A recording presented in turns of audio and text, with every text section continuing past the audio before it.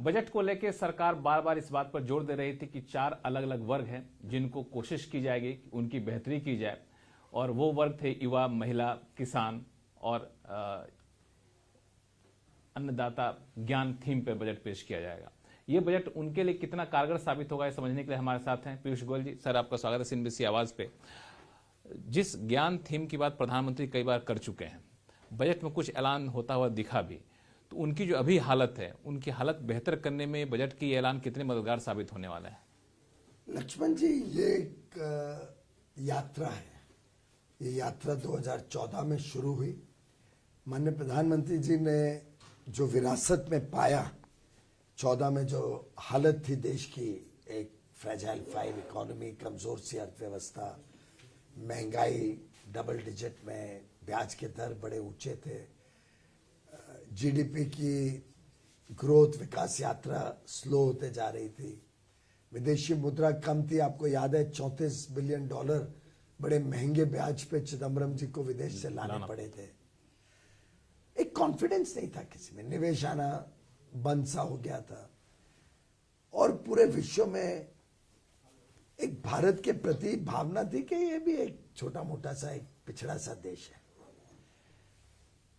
अब मोदी जी ने जिस प्रकार से गत 10 वर्षों में देश की अर्थव्यवस्था को भी मजबूती दी, एक आधारशिला रखी भारत को बड़ी छलांग लगाने के लिए, एक विकसित भारत बनाने के लिए, गरीबों का कल्याण किया, भ्रष्टाचार पर वार किया, तुष्टीकरण की राजनीति से मुक्ति दिलाई देश को, परिवारवाद से मुक्ति दिलाई, कुछ मात्रा में विपक्षी दलों को भी एक तरीके से सबक सीखने को मिला कि उनको क्या परिवारवाद नहीं चलेगा, परिवारवाद जनता एक्सेप्ट नहीं करेगी। एक 10 वर्ष का जो पूरा कार्यकाल है, उनके एक एक काम को देखें तो वो बड़ी सोची समझी रणनीति के तहत कैसे देश के गरीब से गरीब व्यक्ति के भी जीवन में सुधार हो, और जो वर्षों वर्षों से रोजमर्रा की समस्याओं में लोग उलझे हुए थे, रोटी, कपड़ा, मकान, बिजली, सड़क, पानी, स्वास्थ्य, शिक्षा, ये ऐसी चीजें थी जो हर एक का अधिकार है।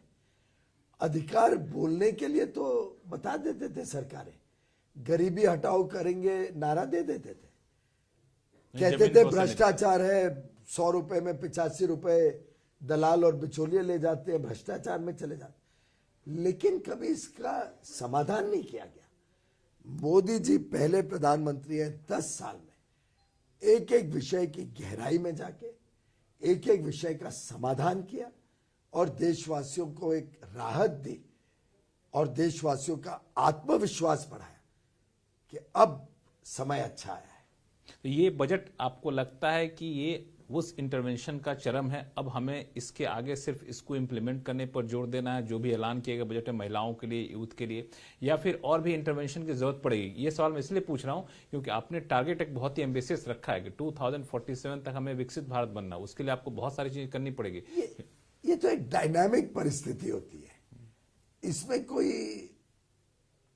एक ही निर्णय आज ले लिया और उसी पे पूरी चीजें टिकी रहती है, ऐसा नहीं रहता। आप देखेंगे कि 10 साल के बाद अब जब इंटरिम बजट में आगे की दिशा दिखाई माननीय वित्त मंत्री जी ने, एक प्रधानमंत्री जी की जो सोच है कि कैसे भारत को रिफॉर्म करना है, ट्रांसफॉर्म करना है और उसके लिए परफॉर्म करना है, उसकी आधारशिला लेते हुए 10 साल के कार्यकाल के बाद आज जो स्ट्रॉन्ग मैक्रो इकोनॉमिक फंडामेंटल बने हैं देश, उस पे आगे बढ़, उस पे कैसे हमने एक बड़ी इमारत खड़ी करनी है, उसका एक झलक आज माननीय वित्त मंत्री। एक सवाल मैं पूछूंगा आपसे कि विपक्ष जाति की राजनीति के तहत जाति का मुद्दा उठाया, प्रधानमंत्री ने इसका जवाब भी दिया, कहा कि हमें सिर्फ 4 जातियों पर फोकस करना है, जो गरीब हैं, युवा है, महिला है, यूथ है। आपको लगता है ये जो 4 नए वर्ग हैं, इन पर फोकस करने से विपक्ष की जाति की जो राजनीति है उस पर हम लोग हावी हो जाएंगे या फिर उसको सरकार टक्कर दे पाएगी? मैं समझता हूं कि समाज के हर वर्ग को एक उज्जवल भविष्य देने का काम प्रधानमंत्री नरेंद्र मोदी जी ने दिया है। हर एक की चिंता की है, गरीब से गरीब व्यक्ति को आज ये महसूस होता है कि ये मेरी सरकार है, मेरे लिए काम करती है, ये मेरे नेता है, ये मेरे परिवार वाले के सदस्य हैं। प्रधानमंत्री नरेंद्र मोदी जी ने आज पूरे देश का दिल ही नहीं जीता, विश्वास भी जीता है। और जब जनता ने देखा किस प्रकार से उन्होंने, चाहे वो युवा हो, महिला हो, गरीब हो, किसान हो, हर एक के लिए अलग अलग योजनाओं के तहत अलग अलग काम से उनके जीवन में बदलाव लाने का काम किया। आखिर आप सोचिए, अब इंफ्रास्ट्रक्चर के ऊपर निवेश है। 10 लाख पिछले साल था, इस साल 11,11,000। मैं उस पे आ रहा था। उस पे क्या हुआ है, कैपिटल एक्सपेंडिचर आपने हर साल 20% 30% तक बढ़ाया, लेकिन इस बार परसेंटेज टर्म में वो घट करके 11% रह गया है। सिर्फ परसेंटेज इशू नहीं होता है, उसका एब्सोल्यूट वॉल्यूम देखिए। अब कोई चीज जैसे एक ही वर्ष में 50% बढ़ गई तो इसका मतलब थोड़ी होता है हर वर्ष 50% बढ़ेगी। वैसे तो आप देखो तो आज से 10 साल पहले सरकार का कैपेक्स 3-3.5 लाख करोड़ था, आज 11 लाख करोड़। 10 साल के अंतराल में 3 गुना। आप कल्पना करिए क्या बढ़त कितनी बड़ी है। क्योंकि आप वित्तीय मामलों को भी काफी करीब से जानते हैं, कुछ दिनों तक आपने वित्त मंत्रालय काम भी संभाला था। मेरा सवाल थोड़ा सा वित्त मंत्रालय से जुड़ा हुआ है कि कैपेक्स आपने घटा दिया, बोरोइंग घटा दी, फिस्कल डेफिसिट कैपेक्स नहीं घटाया, बढ़ाया। नहीं, कैपेक्स मतलब परसेंटेज टर्म, पिछले साल जहां 30% था, 20% था, 11%। परसेंटेज का तो लॉजिक होता ही नहीं है। आप किस दिशा में आप फिस्कल डेफिसिट का जो टारगेट था उसको भी आपने काफी टाइट रखा, तो और ग्रोथ का भी टारगेट अच्छा रखा है। ये कॉन्फिडेंस आप लोगों के पास कहां से आ रही है? आखिर क्या हो रहा है जो ये सारा कुछ बदल जाएगा ऐसे हालात में जो पूरी दुनिया एक बड़ी चुनौती से जूझ रही है? ये हमारा ट्रैक रिकॉर्ड बोलता है। आप देखिए ना कि इतने दुनिया में समस्याएं हैं, 2 जगह युद्ध चल रहा है, कोविड की मारामारी से निकले नहीं है, और यहाँ पे रेड सी की एक और नई मुसीबत खड़ी हो गई है। आतंकवाद दुनिया भर को परेशान कर रहा है। इन सब परिस्थितियों के बावजूद जब विकसित देश भी परेशानी में है, विकसित देश की भी विकास की दरें लगभग ना के बराबर है। यहाँ पे 7+ महंगाई चरम सीमा पे है। 40-40 साल में ऐसी महंगाई नहीं देखी जो आज विकसित देश ने पिछले 2 वर्षों में देखी है। ब्याज के दर इतने बढ़ गए जिससे there was a reverse flight of capital. आखिर जब अमेरिका में ही 7% मिल जाता है तो स्वाभाविक रूप से पैसा वापस जाता है डेवलप कंट्री। इन सब परिस्थितियों के बावजूद भारत अपने 3Ds के ऊपर, डेमोक्रेसी, डेमोग्राफी और डाइवर्सिटी, जिसके कारण भारत अपने आप में एक इतनी बड़ी मार्केट है। भारत की जो तेज गति से विकास यात्रा चल रही है, जिसके लिए एक बड़ी स्ट्रॉन्ग मैक्रो इकोनॉमिक फंडामेंटल्स बनाई गई है, इसके लिए कशमकश किया गया है। ईमानदार सरकार होने का यही लाभ है। बजट पेश होने से ठीक 1-2 दिन पहले वित्त मंत्रालय की तरफ से आर्थिक समीक्षा रिपोर्ट आई। उस रिपोर्ट में कुछ चुनौतियां बताई गई कि चैलेंजेस आने वाले दिनों में क्या रहने वाले। 2 चुनौतियां हैं जिसका लेना देना आपके मंत्रालय से है। एक है कि दुनिया भर में जो संकट है उससे एक्सपोर्ट पे एक दबाव दिख रहा है। दूसरा, रेड सी का मामला इतना गंभीर हो रहा है कि हमारे लिए एक चुनौती हो जिस पर हमें नजर रखनी पड़ेगी।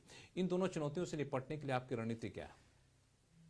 ये अवश्य बड़ी गंभीर समस्या है, जिसके कारण निर्यात पे समय भी ज्यादा लग रहा है, खर्चा भी ज्यादा लग रहा है। विशेषकर हमारा निर्यात ज्यादा यूरोप और अमेरिका की तरफ जाते हैं और रूट वही रेड सी का है, तो समस्या गंभीर। लेकिन हमारे 10 साल के ट्रैक रिकॉर्ड में जनता ये भी समझ गई है और व्यापारी और उद्योग जगत ये भी भली भांति विश्वास करता है कि मोदी है तो मुमकिन है। मोदी जी ने कठोर कदम भी उठाए हैं, हमारी नेवी भी वहां पे एक्टिव रही है। विश्व भर में संकट है, हम हर संकट को, चुनौती को एक अवसर में बदलने में भी आज के दिन पहचाने जाते हैं दुनिया भर में।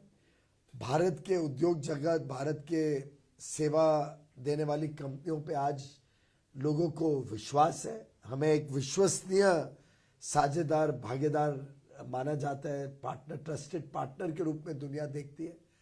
भारत का जो बढ़ता हुआ प्रभाव अंतर्राष्ट्रीय पटल पर देखा जाता है, इंटरनेशनल जियोपॉलिटिक्स में, जो भारत और विशेष करके माननीय प्रधानमंत्री नरेंद्र मोदी जी का जो आज एक ऊंचा कद है, दुनिया के बड़े लीडर्स जिस प्रकार से मोदी जी को आदर सादर भावना से देखते हैं, मैं समझता हूं कि हर चुनौती का सामना हम कर पाएंगे, निर्यात भी बढ़ाते रहेंगे और देश की अर्थव्यवस्था को भी तेज गति से आगे भी बढ़ा। अगर मैं थोड़ा सा स्पेसिफिक आपसे जानना चाहूँ कि रेड सी से निपटने के लिए कोई रणनीति कॉमर्स मिनिस्ट्री, इंडस्ट्री मिनिस्ट्री तैयार कर रही है? हमारी लगातार चर्चा भी चल रही है। ऐसा नहीं है कि हर एक एक्सपोर्ट अफेक्टेड हुआ है, कुछ चीजें उधर से जा भी रही है। अलग अलग देश इसमें संयुक्त प्रकार से इस समस्या के हल निकालने के लिए काम भी कर रहे हैं, लेकिन मैं समझता हूं कि अभी तक संकट ऐसा नहीं हुआ है कि जिसके कारण देश की अर्थव्यवस्था पे कोई असर, प्रभाव। फ्रेट चार्जेस ना बढ़े, इंश्योरेंस प्रीमियम ना बढ़े एक्सपोर्टर्स के लिए, इसके लिए कोई स्पेसिफिक मेजर? अभी फिलहाल तो कोई नहीं। मैं समझता हूं कि भारत ने बहुत रेजिलियंस दिखाई है, बड़ी क्षमता दिखाई है चुनौतियों का सामना करने की, और ये चुनौती भी निकल जाएगी। बजट में 3 डेडिकेटेड फ्रेट कॉरिडोर की बात की गई, जो अलग अलग फ्रेट कॉरिडोर है, सीमेंट के लिए, माइनिंग के लिए और फिर जहां हाई कैपेसिटी कंजेशन है वहां के लिए। तो इसमें जो गति शक्ति एक बहुत प्रधानमंत्री का बहुत महत्वाकांक्षी योजना है, तो क्या लगता है इससे गति शक्ति को कितना बल मिलेगा? गति शक्ति की भूमिका क्या रहने वाली है? रिवर्स है, गति शक्ति से इम्प्लीमेंटेशन और प्लानिंग प्रोजेक्ट्स के, इंफ्रास्ट्रक्चर प्रोजेक्ट्स के ज्यादा अच्छे होते हैं। हाँ। ये माननीय प्रधानमंत्री नरेंद्र मोदी जी ने गुजरात में जब मुख्यमंत्री थे तभी से ये कल्पना उनके मन में थी कि कैसे भारत में जो योजनाएं लटकी फटकी रहती हैं, वर्षों वर्षों तक वो प्रोजेक्ट डिले हो रहा है, कॉस्ट ओवररन हो रहा है, इससे निपटने के लिए कोई टेक्नोलॉजी के सहायता से सोल्यूशन के लिए माननीय प्रधानमंत्री जी ने आज से 15-18 साल पहले से ही विचार करना शुरू किया था। गुजरात में एक प्रकार से उसकी मॉडल यूज करके गुजरात में उसका लाभ लिया, और अब केंद्र में आने के बाद पूरे देश के डेटा को सम्मिलित करते हुए जो पीएम गति शक्ति एक national technology based master plan बना है, उसका लाभ आज इंफ्रास्ट्रक्चर प्लानिंग में देखने को मिल रहा है। और जितने इंफ्रास्ट्रक्चर प्रोजेक्ट्स हैं उसकी गति भी बढ़ी है, उनकी मॉनिटरिंग भी बढ़ी है। और मैं तो पर्सनली मानता हूं कि पहले के जमाने में जो कॉस्ट ओवररन या टाइम ओवररन होता था वो भी एक प्रकार का भ्रष्टाचार था। आखिर अगर कॉस्ट ओवररन हो रहा है तो कौन भर रहा है? आप और मैंने जो टैक्स भरा है या सरकार की बोरोइंग बढ़ रही है, तो हमारे साथ, हमारे ऊपर ही तो बोझ आ रहा है, या टोल बढ़ रहा है, उसका रिकवरी बढ़ रही है।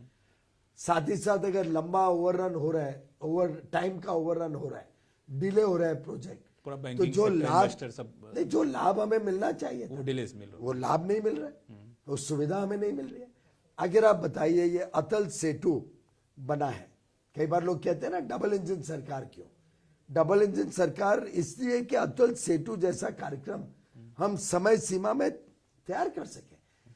ये प्रोजेक्ट 30 साल पहले कल्पना हुई थी, हो गया होता तो मुंबई का जो बुरा हाल है, क्रम्बलिंग इंफ्रास्ट्रक्चर, लोग झोपड़पट्टी में रहने के लिए मजबूर हैं, जिस प्रकार से ट्रैफिक जैम्स और परेशानी है, जितना धुआं स्मोक आता है क्योंकि ट्रक्स, बसेस, गाड़ियां पूरा थाना भिवंडी घूम के, पनवेल घूम के मेनलैंड से कनेक्ट होती हैं। अब ये एशिया का सबसे बड़ा पुल बना। डबल इंजन सरकार की बात की तो चूंकि मैं बिहार से आता हूं तो आपसे पूछूंगा, बिहार में डबल इंजन की सरकार पर आप देखिए देवेंद्र फडणवीस की सरकार आते ही 19 में, पहले मोदी जी की सरकार केंद्र में थी, आते ही उन्होंने 14 से 15 से इसके ऊपर काम करना शुरू किया, प्लानिंग करी, डिजाइनिंग करी, टेंडर्स फ्लोट किए, 19 में काम शुरू कर दिया, और आज 24 में 23 के अंत में जाके उसका जो शुरुआत हुई है, जो उसको डेडिकेट किया, देश को समर्पित किया है, मैं समझता हूँ यही है डबल इंजन की ताकत, यही है ताकत विकास की, कि अब पूरा मेनलैंड मुंबई के साथ जुड़ गया।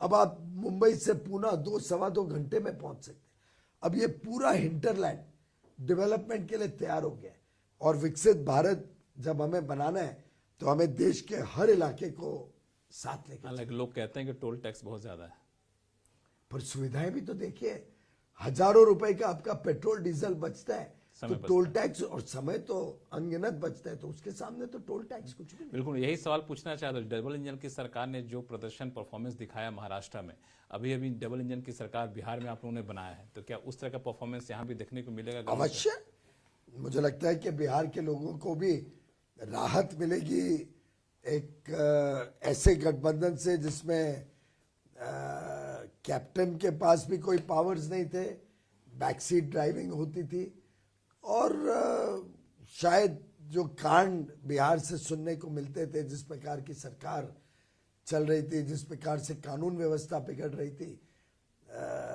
उसके कारण ही बदलाव फिर से किया गया है, और अब आपको बिहार में भी इसी प्रकार से विकास के कार्य। एक आखिरी सवाल आपसे पूछूंगा, क्योंकि आप बार बार स्टार्टअप इनोवेशन पे काफी जोर देते रहे, जब भी आपसे मुलाकात होती रही है। स्टार्टअप इनोवेशन के अलग से फंड बनाने, कॉर्पस का भी एलोकेशन यहाँ पे बजट में किया गया है।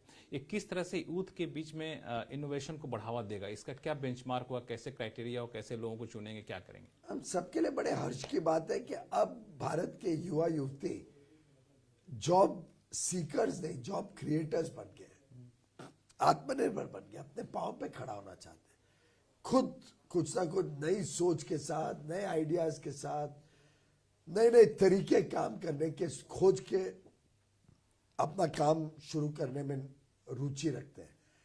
मैं हाल में ही माननीय प्रधानमंत्री जी का एक कार्यक्रम था नव मतदाताओं के साथ वार्तालाप, उसके लिए दिल्ली के एक कॉलेज में गया था और सब युवा युवतियों के बीच में देखा था, बैठा था, और काफी रूबरू बातचीत हुई, कार्यक्रम के पहले भी, कार्यक्रम के बाद भी, फ्री एंड फ्लोइंग डिस्कशन। मैं कहता हूं आनंद आता है आज के युवा युवतियों को मिलके, सीना एकदम चौड़ा हो जाता है देख के, क्या उत्साह है, क्या उमंग है, क्या बड़ी महत्वाकांक्षा है। यही इस देश को आगे लेके जाएंगे। ये देश सुरक्षित है क्योंकि मोदी जी का एक निर्णायक ईमानदार नेतृत्व देश की सरकार चला रहा है, और ये देश सुरक्षित है क्योंकि हमारा युवा युवती में जो हुनर है, जो उत्साह है, जो उनकी बड़ी बड़ी छलांग लगाने की काबिलियत भी है, इच्छा भी है और प्रयास भी है। मुझे लगता है देश का भविष्य भी सुरक्षित है और भारत विकसित भारत बन के ही रहे। चलते चलते ट्रेडर्स के लिए आप बता सके, चूंकि ट्रेडर्स के रिटेल पॉलिसी आने की अपेक्षा लोग कर रहे थे लेकिन हुआ नहीं, क्या माने कि बजट के बाद भी रास्ता खुला हुआ है? हाँ, हमारी लगातार चर्चा चलती रहती है। हमने एक ट्रेडर्स वेलफेयर बोर्ड बनाया है, एक ड्राफ्ट पॉलिसी उसके समक्ष भी रखी है। अभी हाल में ही अगले 4-5 दिन में 7 तारीख को शायद मेरी बैठक है ट्रेडर्स वेलफेयर बोर्ड के माननीय सदस्यों के साथ, उनके भी सुझाव वगैरह उसमें लेके सम्मिलित करना चाहते हैं। तो ये हमारी सरकार हर एक चीज लोगों के सलाह मशवरा से, लोगों के साथ वार्तालाप चर्चा करके, जिससे लोगों के सहमति पूरी बने। आखिर कई बार ये आलोचना होती थी कि नेशनल एजुकेशन पॉलिसी इतने समय तक क्यों लगा, पर आप सोचिए 3 लाख लोगों के साथ विचार विमर्श के बाद वो पॉलिसी आई, और एक आलोचना नहीं हुई है, एक आलोचना नहीं तो पिछले कितने शिक्षा मंत्रियों ने कोशिश की बदलाव लाने की शिक्षा नीति में, सब असफल रहे। हमारी सरकार माननीय प्रधानमंत्री नरेंद्र मोदी जी के नेतृत्व में क्यों सफल हुई? क्योंकि ये एक लिसनिंग गवर्नमेंट है, सुनती है, सामने वाले की बात को सुनती है, उस फीडबैक के आधार पर बदलाव करने के लिए तैयार है। कोई ऑस्ट्रिच के तरह नहीं है कि माय वे और द हाईवे। हम मानते हैं कि सबका पंचों की राय ली जाए, सबकी बात सुन के ही प्रधानमंत्री जी फैसला करते हैं, और यही इनका बड़प्पन है। छोटे से छोटा व्यक्ति शायद किसी गिनती में कभी आता भी ना हो, लेकिन प्रधानमंत्री जी हर एक की बात सुनते हैं, हर एक के फीडबैक को बड़ी गंभीरता से लेते हैं, और उसमें कोई उनको ये नहीं रहता है कि अरे ये बच्चा क्या बताएगा या ये इसके फीडबैक की क्या वैल्यू। हर एक की फीडबैक को इक्वल तवज्जो देते हैं। चलिए, बहुत बहुत शुक्रिया सर हमसे बात करने के लिए। तो ये थे पीयूष गोयल जी, जो बताया थे कि बजट में हर तबके का ख्याल रखा गया ताकि उनका विकास बेहतर हो सके। देखते रहिए CNBC आवाज। नमस्कार।